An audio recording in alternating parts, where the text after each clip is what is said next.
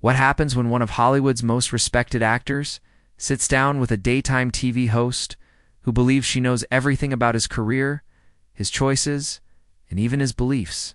What happens when that host pushes too hard, says the wrong thing, and suddenly finds herself face to face with a man who refuses to be intimidated? Today, we're breaking down one of the most intense confrontations ever to unfold on live television. A moment so overwhelming that producers eventually had to step in and physically remove the host from her own stage. Make sure you subscribe and leave a comment below, because this is the kind of story people will be talking about for years. Asterisk. The morning of February 15th began like any ordinary day inside the studios of The View in New York City. Joy Behar came in early, coffee in hand, scrolling through what she thought were her carefully prepared notes for the day's biggest interview. Denzel Washington was scheduled to appear to talk about his latest directorial project, a film already making waves across the country for its bold and honest look at systemic problems in America. Joy believed she was ready. She believed she had done her homework. She believed she could control the conversation. Asterisk, good morning, everyone, and welcome back to The View, Joy announced to the crowd with her usual bright smile. We have a very special guest joining us today. He's a two-time Academy Award winner, a producer, a director, and someone who has never been afraid to speak his mind. Please welcome the legendary Denzel Washington. Asterisk, the audience cheered loudly as Denzel walked onto the stage. His presence alone seemed to change the air in the room. He wore a navy suit, confident but calm, humble but commanding.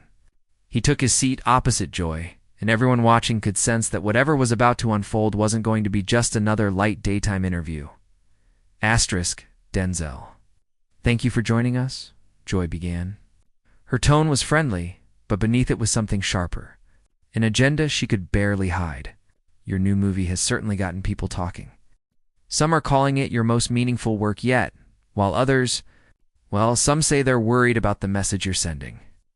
Asterisk, Denzel leaned back slightly, a small smile touching his lips. Well, Joy, thank you for having me. As far as the film goes, I think it speaks for itself. It tells a story that needs telling. Real people, real struggles, real pain. If that makes certain folks uneasy, maybe they need to ask themselves why. Asterisk.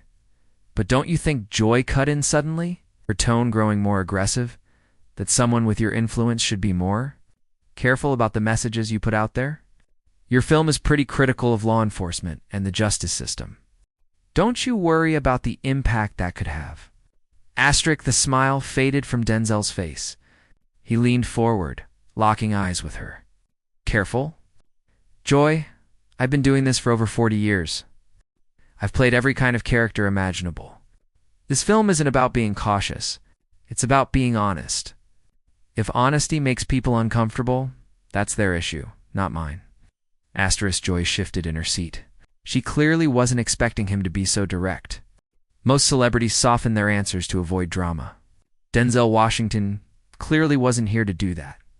Asterisk, honest, Joy repeated skeptically. But whose truth are we talking about? Because from where I'm sitting, it seems like you're pushing a very specific narrative. One that paints police officers and our justice system in a negative way. Is that really fair? Asterisk, the studio suddenly felt colder. Denzel's expression hardened. His tone sharpened. Asterisk, fair. Let me ask you something, Joy. When a young black man is pulled over for driving through the wrong neighborhood, is that fair? When a family loses someone to police violence and the officer gets a paid vacation, is that fair? These aren't stories I made up. They're real. So Asterisk, Joy wasn't ready to back down. But you can't paint all officers the same, she insisted, raising her voice. There are plenty of good cops out there who protect people every day. Don't they deserve better than being lumped in with the bad ones? Asterisk, Denzel's jaw tightened. The studio went silent. Asterisk, of course there are good officers, he said calmly. But that's not what this discussion is about. This is about you trying to box me in. Trying to turn me into the angry black man who hates the police. I'm not playing that game, Asterisk. I'm not trying to box you in, Joy insisted. But her voice betrayed her intentions. I'm asking real questions about your responsibility. Millions of fans look up to you. They trust what you say. When you make a film that shows law enforcement in such a harsh light, don't you think you should be more balanced? Denzel leaned forward again. His voice was steady, but the anger underneath was unmistakable. Balanced? If you want balance, watch the evening news. They run stories about heroic cops every night. That's not the story I'm telling. I'm telling a story that isn't being told often enough.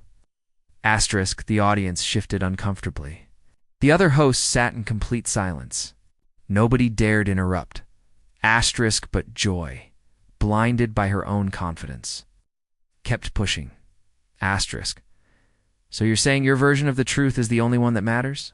She asked, her tone turning mocking. That your perspective holds more value than the perspective of officers who risk their lives? That was the turning point. Denzel's entire demeanor changed. Not with loud anger, but with a quiet, controlled fury that was somehow even more intimidating.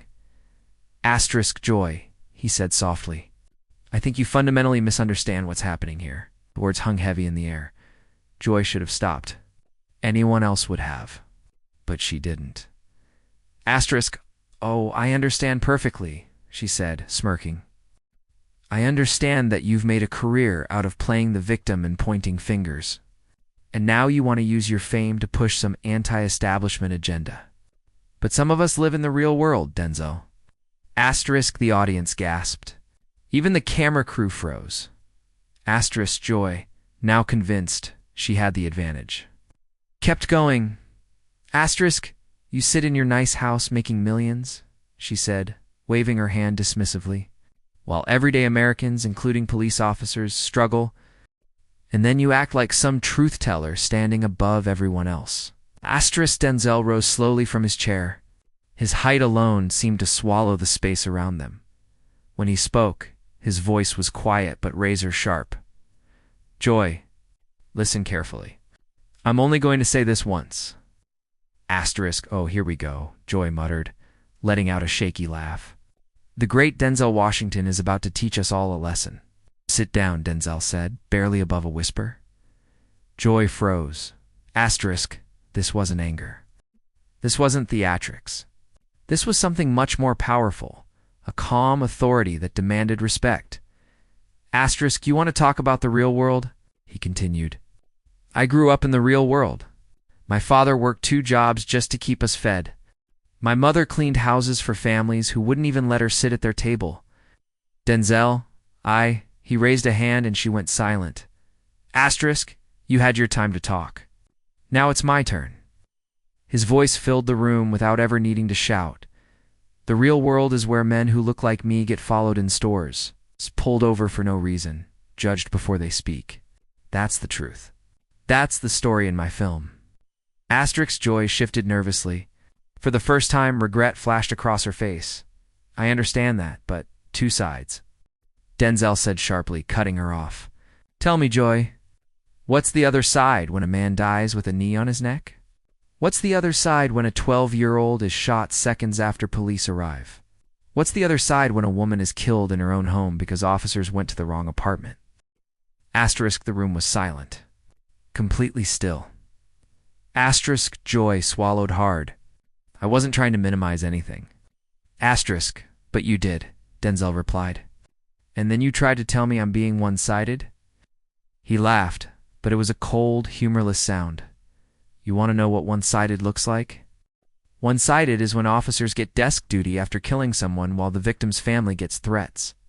One-sided is when protesters get tear gas while armed mobs walk around untouched. That's one-sided. Joy's voice cracked. That's not fair, Denzel. I've always been on the side of equality. Equality? Denzel repeated, incredulous. You spent this entire interview trying to dismiss the experiences of millions of people as biased, and you think that makes you one of the good guys? Joy looked around desperately. Her co-hosts avoided her gaze. The audience looked shocked. The producers did nothing. She had completely lost control. I think we should go to a commercial break, she said, reaching for her earpiece. No, Denzel said sharply, covering her hand. We're not done. You wanted this conversation, Joy? We're finishing it? Color drained from her face. You have a platform too, Denzel continued. Millions watch this show. They trust you. They believe you'll ask fair questions. But instead, you use this seat to ambush guests. To score points? To attack people who don't fit your narrow view? I was doing my job, Joy whispered weakly.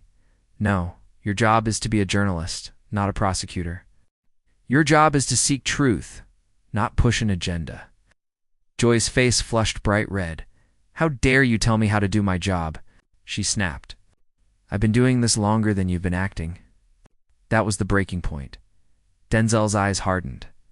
Asterisk some Hollywood actor? He repeated quietly. Let me tell you about this Hollywood actor. Asterisk what followed was a powerful, emotional, unfiltered speech. A speech about struggle, respect, community, truth, and the weight of responsibility. He spoke with a fire that shook the room. He spoke with the force of someone who had spent decades fighting to be seen as more than a stereotype. H.